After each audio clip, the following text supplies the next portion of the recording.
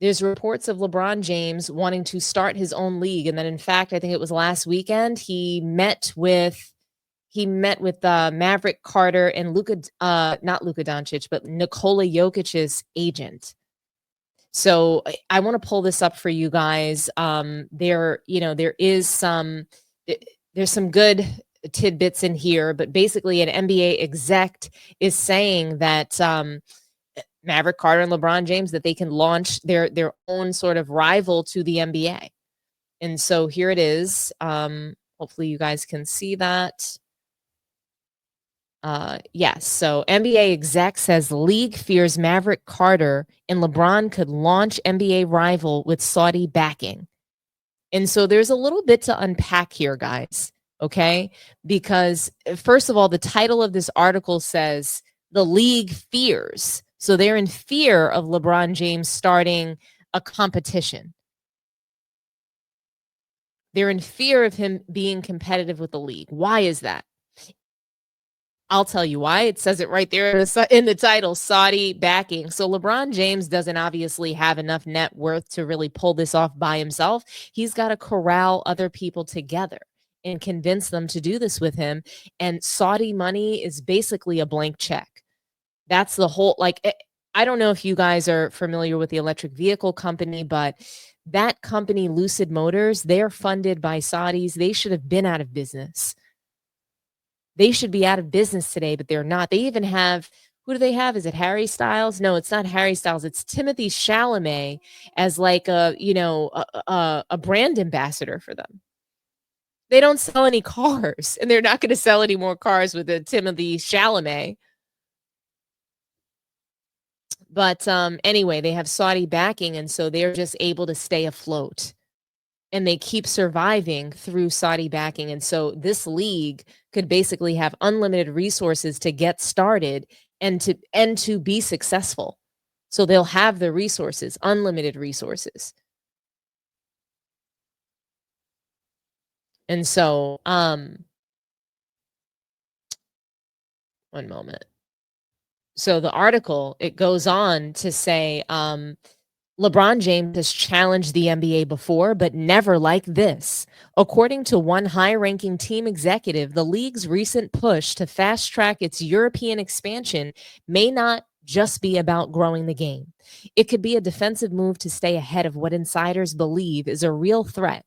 A Saudi-backed international league spearheaded by LeBron James and longtime business partner Maverick Carter. I'll tell you, you may think I'm crazy, the executive told Sports Business Journal, but I think the catalyst of this NBA Europe going quicker is they're worried LeBron and Maverick are going to get the Saudis and start like a league. I think without question, they think it's direct competition. While LeBron has publicly distanced himself from Carter's global basketball ambitions, some around the league believe the threat is credible and that if the price is right, not even the NBA could stop its biggest star from rewriting the future of the sport. LeBron doesn't give a shit, the exec added. Not if Saudi gives LeBron $200 million in cash and calls it a night. It's no secret that the NBA has serious expansion plans, just not in a way most fans expected. Rather than adding more franchises to its existing format, Adam Silver and his team have floated the idea of launching a separate league in Europe. According to reports, they've already started recruiting clubs to make the leap. I think it's going to happen, said another league source. As much as they see it as an opportunity, I also think there's a bit of a defense mechanism at play. You know, we've got to protect the game. I think Adam and Mark believe it's our responsibility to protect the global game and to commercialize it. It would be bold and unprecedented by the NBA. It would be a bold and unprecedented move by the NBA, one that could potentially grow its global audience and revenue exponentially.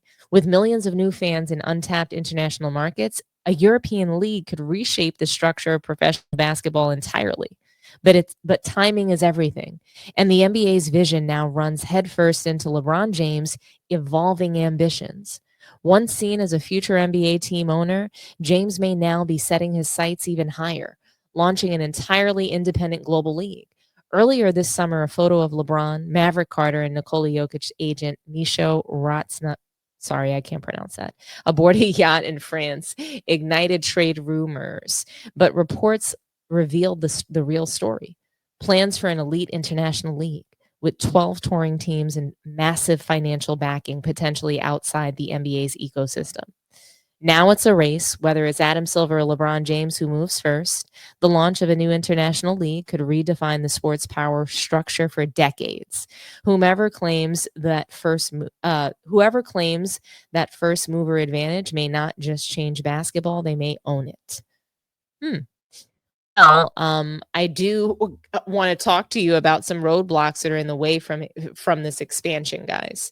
Okay, so Bill Simmons, and I had to pull up this article for you guys because I think it's really interesting. He uses offensive anti-Semitic language to attack James Dolan for essentially blocking the NBA expansion. And this wasn't anywhere. This wasn't anywhere in the news, but yet the media, the La Media attacked Kyrie Irving. The NBA banned Kyrie Irving. Nobody's saying anything about Bill Simmons, someone who is, very popular in the sports media world, saying this kind of language. And I'm going to read it for you. And they printed it in this article in Yahoo Sports, and they should be ashamed of themselves. But here it is. So Bill Simmons claims Knicks owner James Dolan is blocking the NBA expansion. Originally appeared this article in Fadeaway World. NBA expansion talk has heated up again, especially following the earth-shattering $10 billion sale of the Los Angeles Lakers, a figure that stunned the basketball world and injected fresh urgency into adding new franchises. But if there's one man seemingly standing in the way of that future, according to veteran NBA analyst Bill Simmons, it's none other than New York Knicks owner James Dolan. Interesting. On the Bill Simmons podcast, during a conversation with Chris Mannix, the two discuss the inevitability of NBA expansion and the surprising resistance it's facing. Chris Mannix says, "We're going to get 2 expansion teams probably in the next 3 years. I think the NBA is going to step on the gas with the expansion now that the Lakers sold for $10 billion. Bill Simmons, you know who's roadblocking them right now? James Dolan. He's got a little cabal of anti-expansion owners just because he doesn't want it. He doesn't want to share the media rights." So the word cabal is very offensive to the Jewish community. Okay. It's basically, it implies that Jewish people own everything and they're essentially trying to form against everyone else. And so it's very offensive to the Jewish community. And it's hurtful language to them. And I am not of the opinion that Bill Simmons should be punished for this. However, no one's saying anything about it, which I think is really rich and interesting. Nobody's calling out this white Catholic man for talking about the cabal in the NBA, the Jewish cabal that is basically spearheaded by James Dolan. And it's to block the expansion. And so if James Dolan is part of blocking the expansion, this could be part of why LeBron James wants to create his own league with Maverick Carter. So, I wanted to share that with you guys really quickly. And we are going to go ahead and move on to Doug Gottlieb and his comments about LeBron James wanting to ruin the league, not caring about the Lakers at all. So I am going to go ahead and play that for you guys. But I did just want to break some of this down before we got to that. So thanks for your patience and bearing with me. Do me a favor, guys, if you haven't done so already, like the video, subscribe to the channel, share the video. But here's what Doug Gottlieb had to say. Let's hear it and we'll react together. There was this picture of LeBron, Maverick Carter, his agent, and Nikola Jokic, his agent, on a boat. And there's lots of like, what are they talking about? Is LeBron going to Denver? Is Jokic coming to LA? What's going on? Then, I don't know, it was yesterday or earlier today. I think it was yesterday. It came out that the conversation was in regards to Maverick Carter starting a league, some international league, where you have men's teams and women's teams, and it'll be like live golf only for the NBA. Like, wow, that's genius, right? Everybody takes an idea. And I don't know if Qdoba came first or if Chipotle came first, but somebody stole somebody else's fast casual idea, right? And then you look at all the fast casual places. Then you guys ever had kava? Like kava came in, like, we'll do the Greek form of it. There is an Indian food form of it, but as I told you, no disrespect to my Indian brothers and sisters, but I don't do Indian food. It's like the only thing I don't do. I just don't. It's just not my jam. But the bigger point is, like,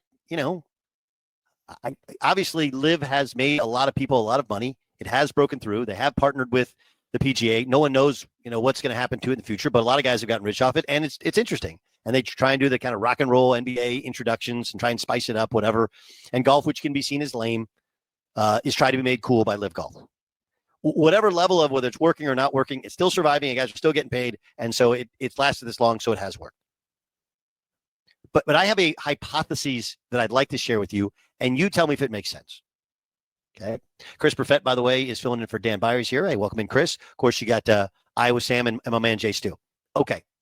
So I think most people who watch and cover the NBA are familiar, and some people are not, that LeBron James has made it very, very clear he not only wants to own an NBA team, he wants to own a Vegas expansion team.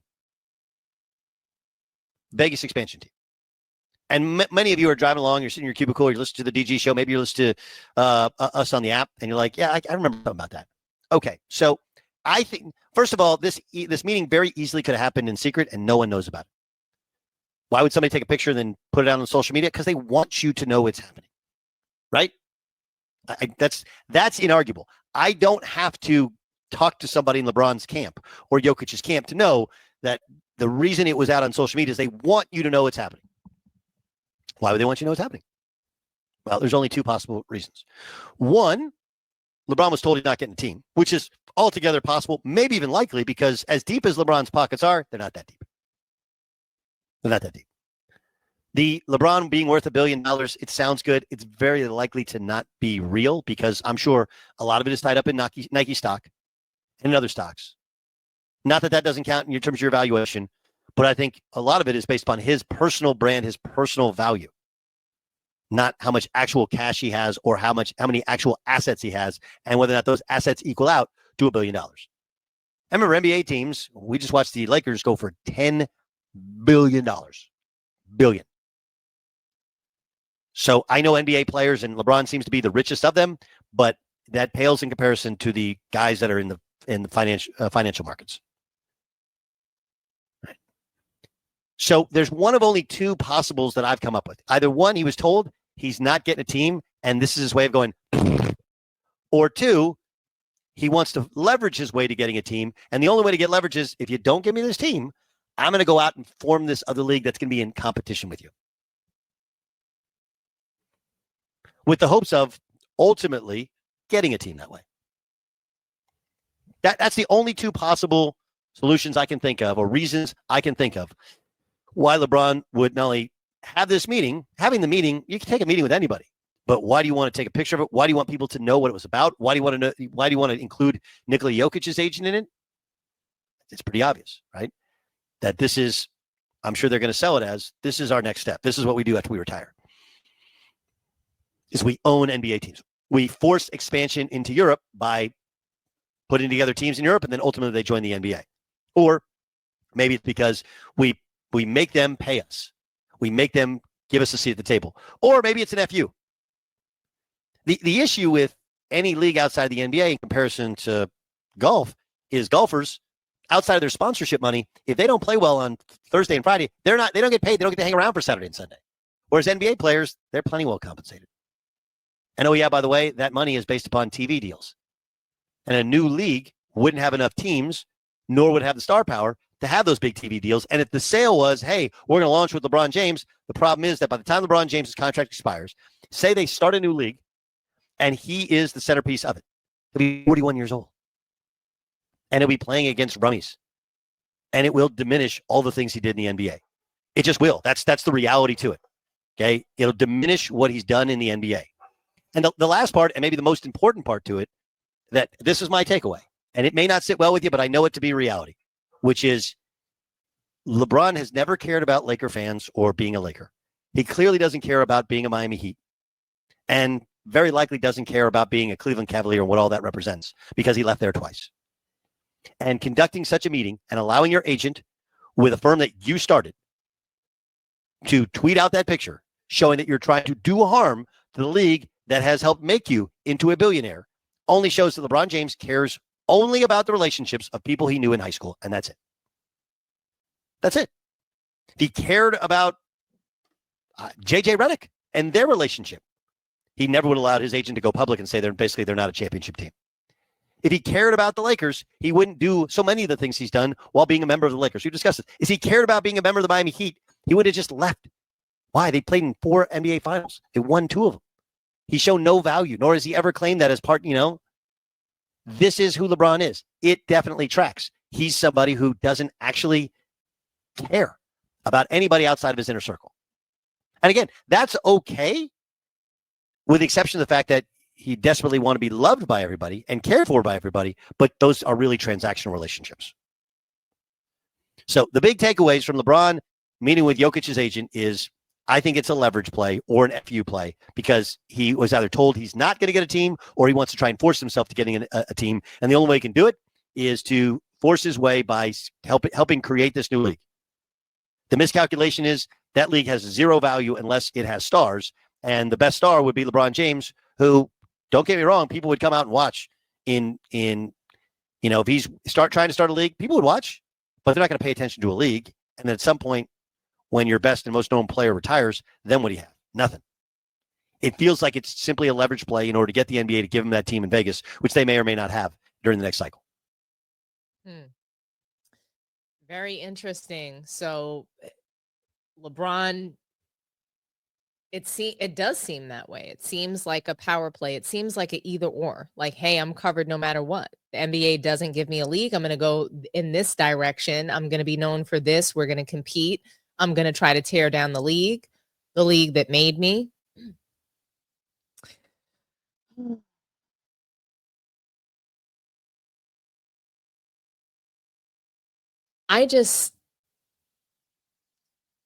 Doug Gottlieb, he said some key things. LeBron doesn't care about anybody but himself.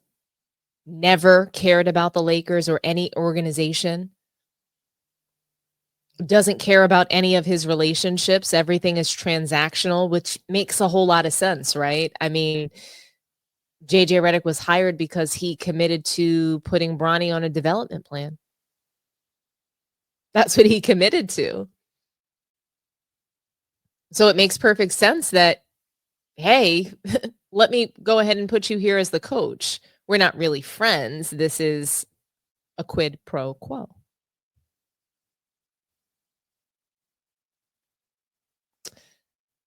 LeBron James probably doesn't have many real friends. I mean, do you guys remember what Pat McAfee said after he had his interview with LeBron? Good morning, beautiful people. I still can't believe LeBron had a conversation with a white guy the other day. People don't really like LeBron James. They don't really respect him. They tolerate him. They use him as a tool, as a vehicle to get where they want to go. That's just what it is. He has relationships that are based in convenience. I scratch your back, you scratch mine. That kind of thing. But his loyalty, like Doug Gottlieb said, it's only to his family, to his friends from high school, if that.